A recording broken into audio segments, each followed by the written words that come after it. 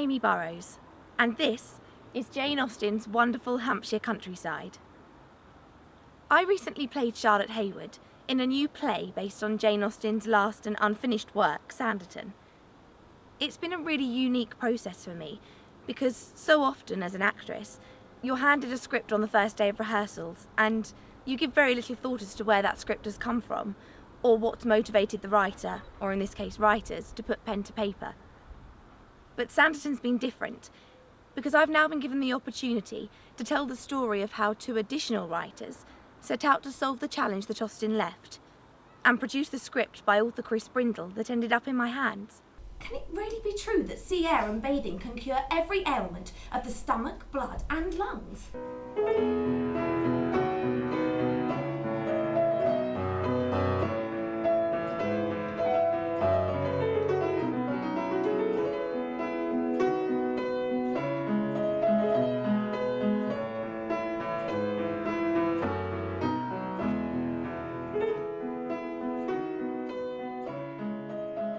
Gilbert White was judged by many to be the first ecologist, documenting and publishing the stories of the flora and fauna he found around him. Jane Austen's writing was, of course, just as keenly observational. In Chris Brindle's play adaptation and completion, we discover Sanditon through the eyes of my character, Charlotte Hayward. So Chris thought, who better than me, and my character Charlotte Hayward, to discover the story behind the story of Sanditon. Chris particularly wanted to tell the story of Anna Lefroy and her struggle to complete Sanditon, one that he felt had not been told sympathetically before. But it's not until you go to the locations where it all happened, such as here at Oakley Hall, that you really start to understand the story. And then we had to work out between us how on earth we were going to explain it to the camera.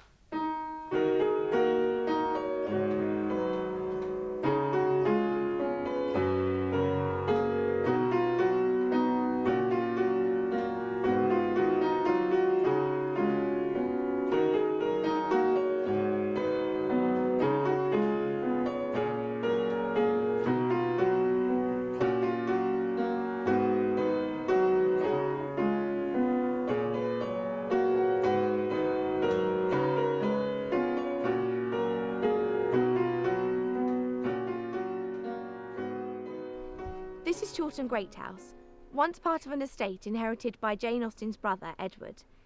It now houses Chawton House Library, centre for the study of early English women's writing. Below me is Chawton Church, where Jane Austen's brother Henry preached after the collapse of his bank.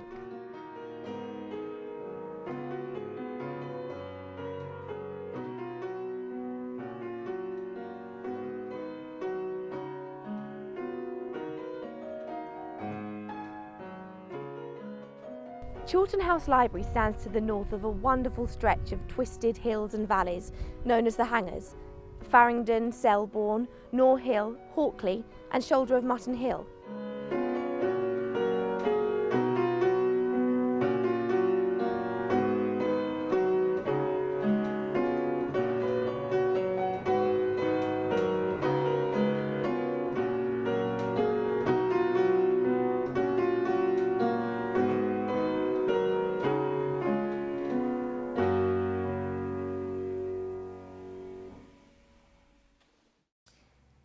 In 1817, one of the greatest writers of the English language was dying, here in the cottage at Chawton.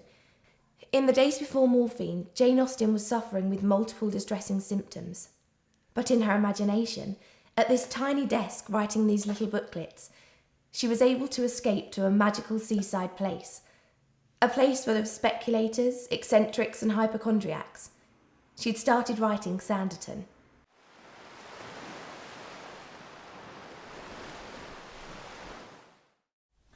Are you ready, Miss Hayward? Yes, I'd love to.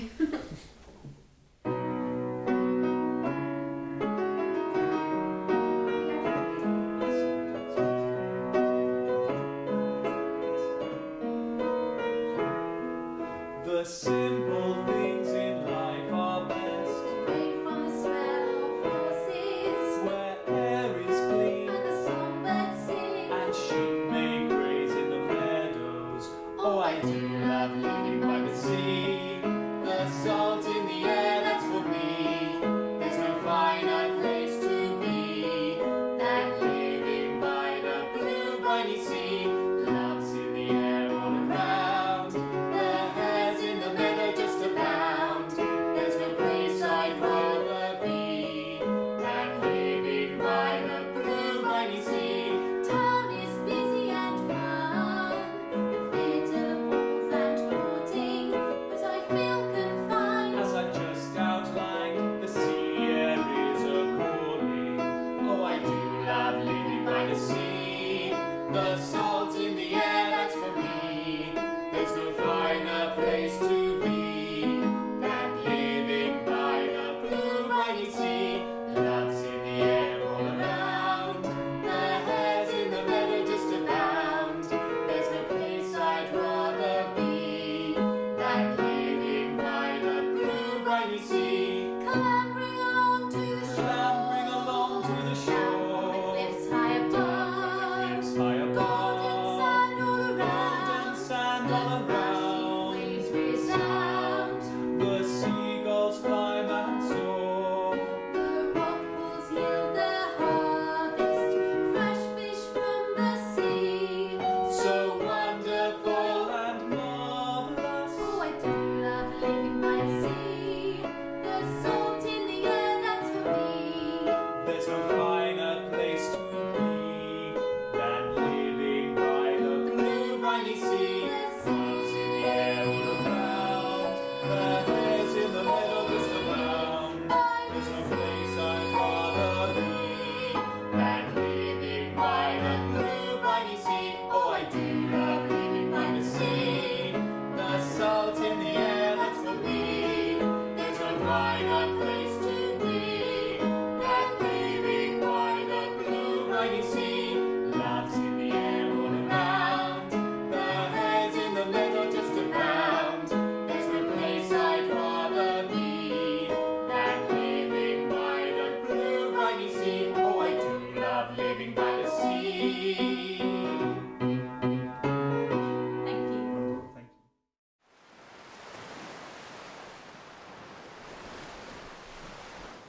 As with all her stories, she imbued it with her life experiences. In this case, illness, the search for a cure, travelling on visits, and the financial world of men she had experienced in London when finalising Mansfield Park and Emma for publication. By 1817, Austen had devoted her life to writing and to inspiring a growing number of nieces and nephews. In the period before her death, she was thinking about her legacy to them. Who should be her literary heir or heirs? All Austen's manuscripts, letters and papers went to Sister Cassandra. It would be her job to safeguard the reputation and determine where the bequest should go. First in line to inherit the legacy would be the children of Jane's eldest brother, James. James had 3 children, all interested in writing and claiming their association with their aunt.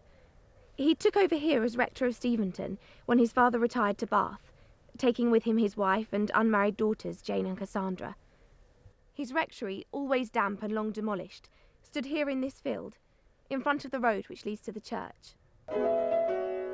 And above us is the new rectory, which Edward Austen Knight built for his son. Anna's mother died when she was 2. Her father was unable to cope with a young daughter, and she got on badly with her new stepmother. So she was brought up here at Steventon with her Aunt Jane, 18 years her senior, while her father held the living at Deane down the road. To a little girl, Aunt Jane was inspirational. They discussed the characters in her novels and even made up little plays together. Jane wrote her a poem which begins, "In measured verse I'll now rehearse the charms of lovely Anna, and first her mind is unconfined like any vast savannah. Ontario's lake may fitly speak her fancy's ample bound, its circuit may on strict survey 500 miles be found." When Jane moved on to Bath, Anna was determined to get away. Having been prevented from marrying the rector of Dummer at 16, she finally succeeded in leaving home by marrying the youngest son of the Lefroy family in November 1814. Ben Lefroy's eldest brother held the living here at Ash, a few miles from Steventon.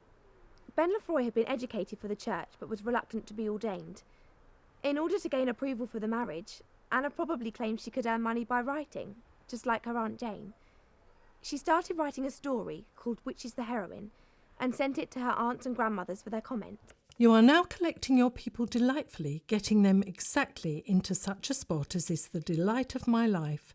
3 or 4 families in a country village is the very thing to work on, and I hope you will write a great deal more of them whilst they are so favourably arranged."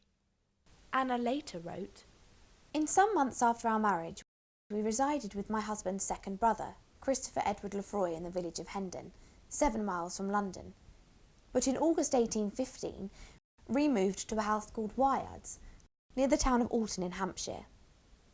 It was a large farmhouse belonging to a shopkeeper in Alton.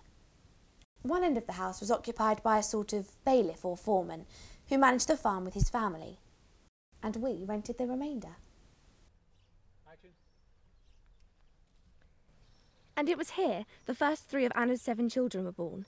But while Jane was alive and at home, and mud permitting, Anna made the journey across the fields to Chawton to see her aunt as often as she could.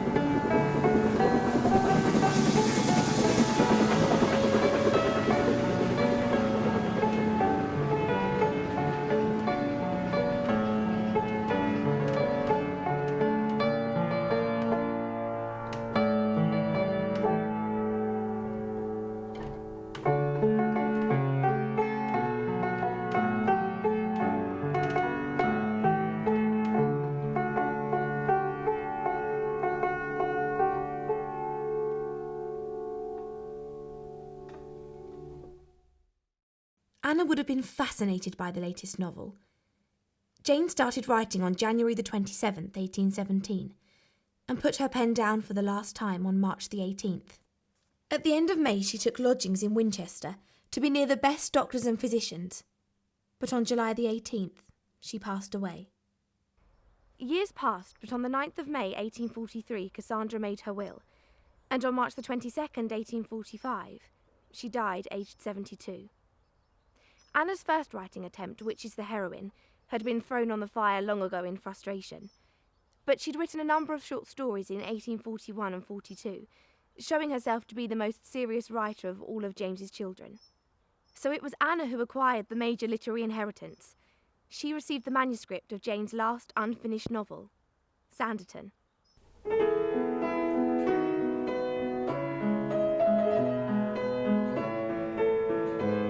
In 1836, Anna inherited the equivalent of £100,000 from Mrs. Lee Perrot, and in 1845 she still had some of it left. Between 1840 and 1849, she was living here, renting the garden cottage in the grounds of Oakley Hall. She had a desire to live in style, and periodically had done so. From 1823, Ben had held the living at Ashe, but when he died in 1829, she was left with 7 children and in a precarious financial position. She relied heavily on support from her half-brother, who she couldn't risk antagonising. Daring to write is a difficult task at the best of times. Firstly, you have to write something which satisfies yourself, and secondly, which you're prepared to expose to the ridicule and criticism of others. For Anna, she'd have to write something of the quality of the Austen original, and then deal with the reactions of Jane's family, who all had their own ideas on how she should be remembered.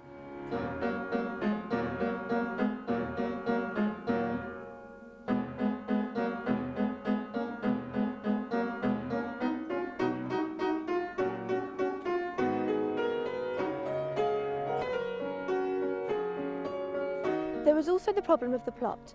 Jane Austen had provided a wonderful setting, a cast of characters and their basic motivations, but there was no plot. Jane must have spoken to Anna about Sanditon, as throughout their lives writing has always been their shared interest. Did Jane tell Anna how it was going to end? Well, if you read the Austen fragment straight through to the Lefroy continuation, I think the answer's got to be yes.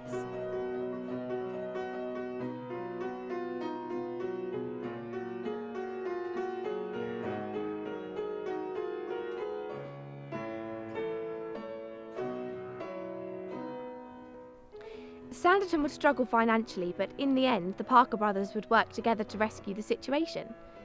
If that is the ending, how do you get there? Well, that's the challenge that Austen had set for her nieces and nephews. Bearing in mind the financial disgrace of Uncle Henry's bank collapse, could Anna really dare to write that into her plot? Would Jane have done so? Well, yes. She always made use of the inspirations she found around her.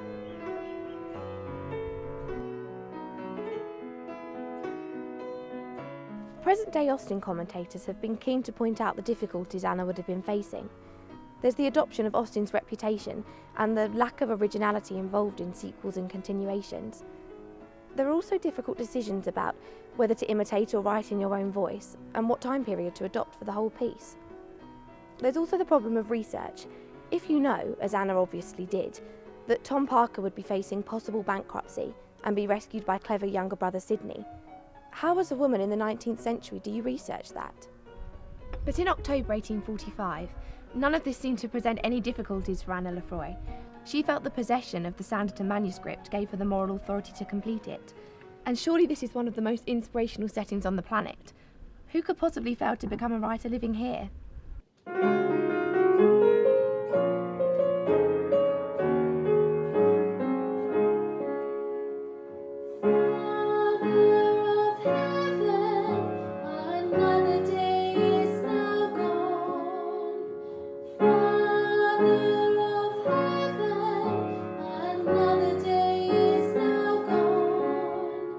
Teach us, Almighty Father, to deliver this solemn truth.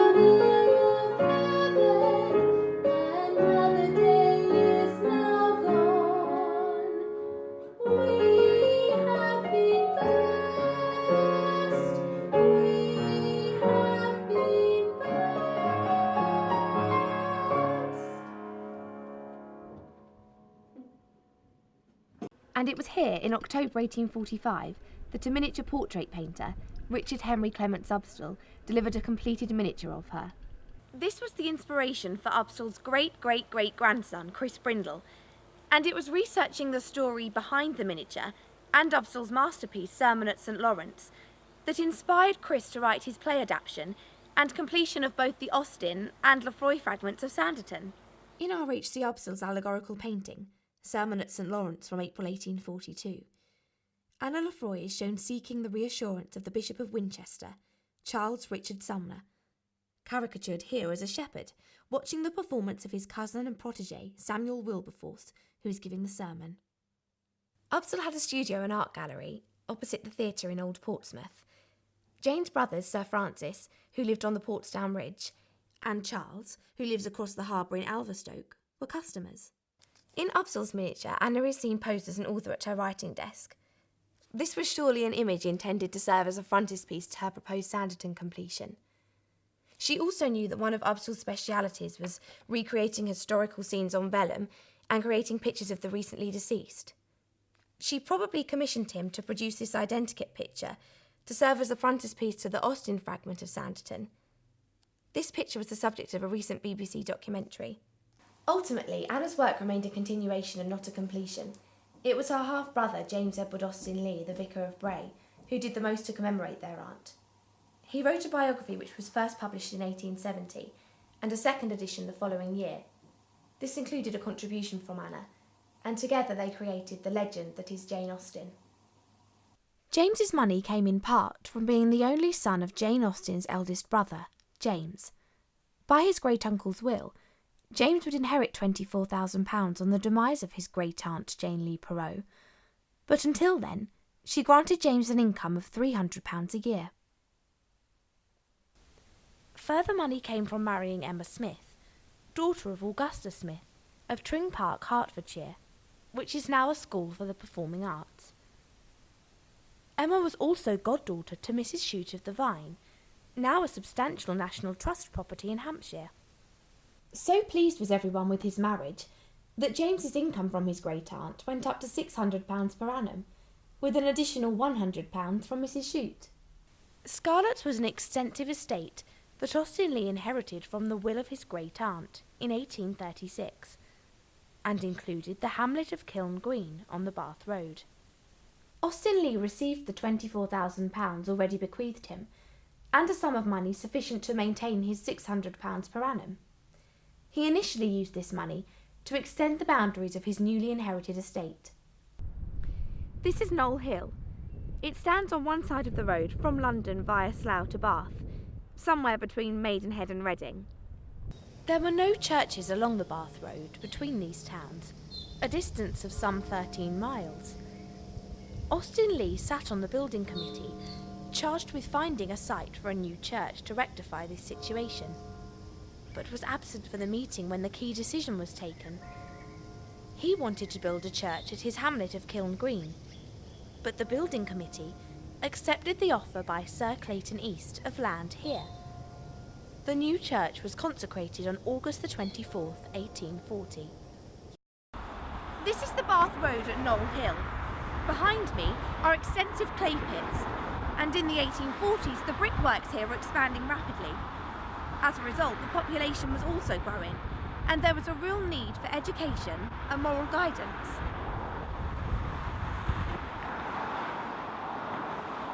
Behind me to my left is Knoll Hill Church, where James Edward Austen Lee's ecclesiastical reputation was founded, and to my right is the school that he built. The schools, for there was one for boys and one for girls, and the teachers' houses attached, were of dark red and grey brick, with gable ends and high tiled roofs. As originally built, they had tall twisted chimneys, copied from the parsonage at his mother-in-law's estate at Tring Park. Austen Lee presented them to the parish in 1847. He became the first vicar of Knoll Hill, but only after a trip to Scotland to visit the library at Abbotsford, the home of the late Sir Walter Scott, to research the admiration that Scott had for the works of Jane Austen. From his own resources, Austen Lee quickly engaged a curate, a Mr. John Hempstead, who who had studied medicine before taking holy orders, and who could also therefore act as the local doctor. He left to be married in 1845, and was replaced by the Reverend Simon Sturges. For him, Austen Leigh built the parsonage house now known as the Grange. It's hard to imagine how beautiful the church is on the inside, given the noise of the Bath Road and the austere nature of the exterior. But inside, Austen Leigh rendered the walls and provided the gallery for the singers led by his butler, with its box pews and a special section for the Sunday school children supervised by their mistress. Austen Leigh provided the Gothic reredos stone altar screen, and Miss Hitchings, a relative of the Wargrave vicar, illuminated on zinc plate in golden oil colours in its alcoves. The organ was a gift from Austen Leigh's wife Emma, paid for by selling diamonds she had inherited from Jane Leigh Perrot.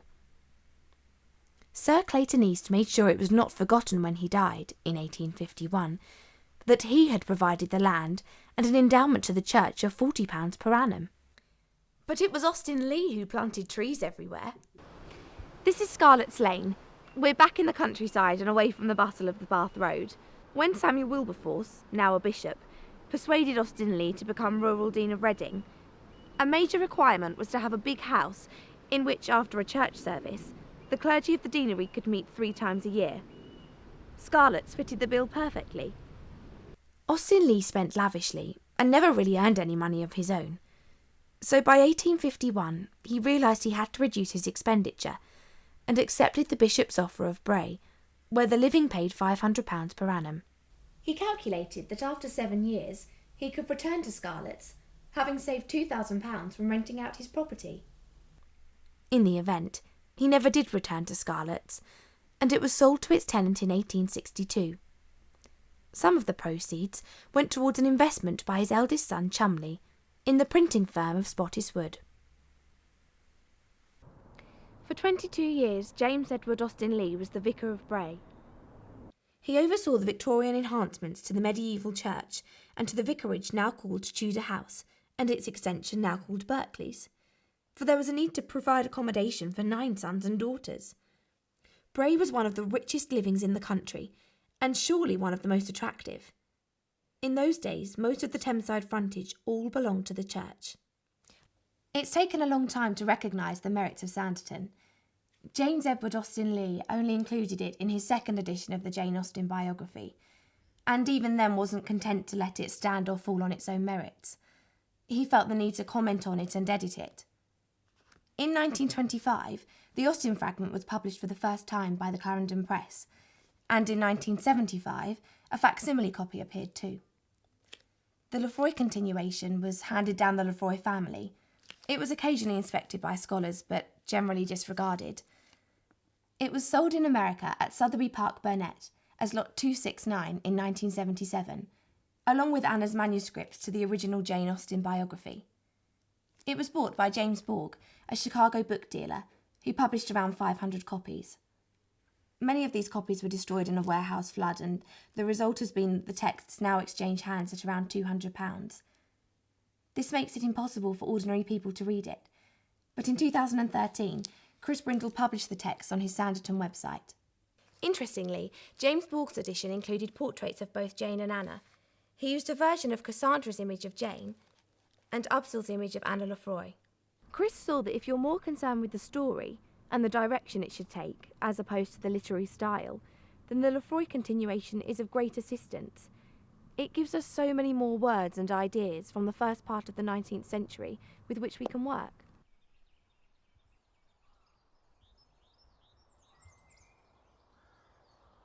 We were seen. By whom? Charlotte Haywood. Did she say anything? Well, only to me, I think. What did you tell her? Didn't know what to say. I couldn't say we had an understanding, could I? Lady Denham had sent me packing. She's so keen on the Denham name that you and she carry that obviously only an heiress with a minimum of £10,000 per annum will suffice. And to cap it all off now, I'm supposed to try and arrange it. What did you say to Charlotte, I mean? I just said that you were concerned for Lady Denham's health, which is true. didn't tell her you wanted her dead and you wanted me to do it. I didn't say that. Oh, that's what you meant. I did not. Yes, you did. My dear Clara, you come from nothing. Your time is up and you stand a very good chance of going back to nothing. If your uncle will take you back. I could get a job. As what? A waitress? Lady's companion. Oh, if she'll give you a reference.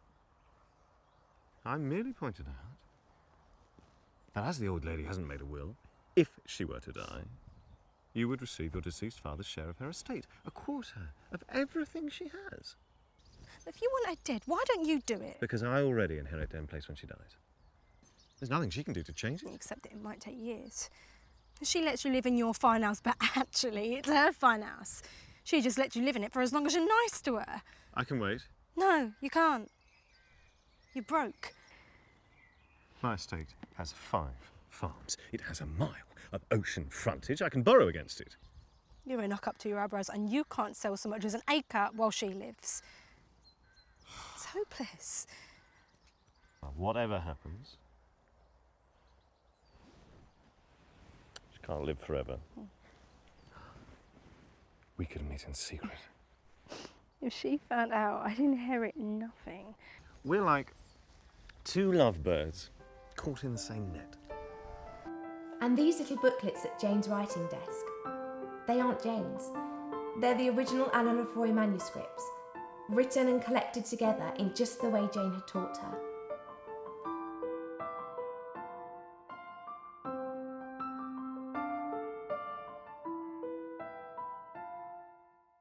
We're going to get soaked, aren't we? At the beginning you said you wanted me to tell the story behind the story of Sanditon, and I've looked at why 3 stories came together to create the play, but I'm interested in what sparked all of that off for you.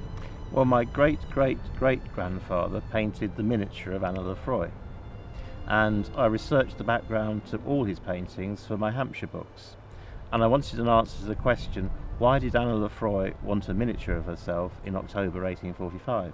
So this is her story.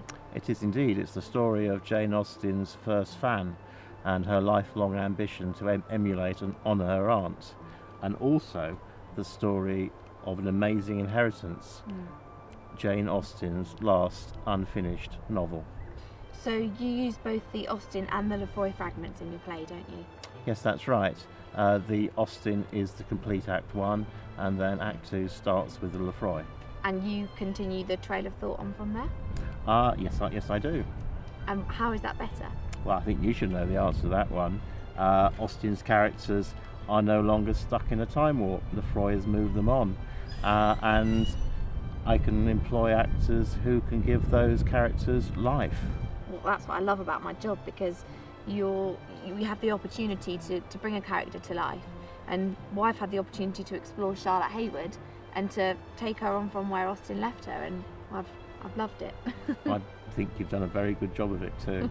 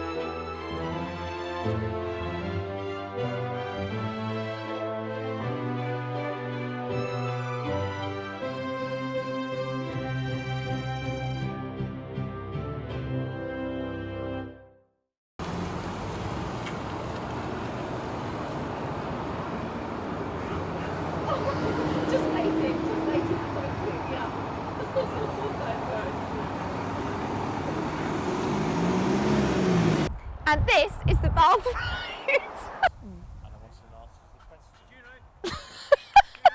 I feel I can feel something next to my leg. Right, shall I go?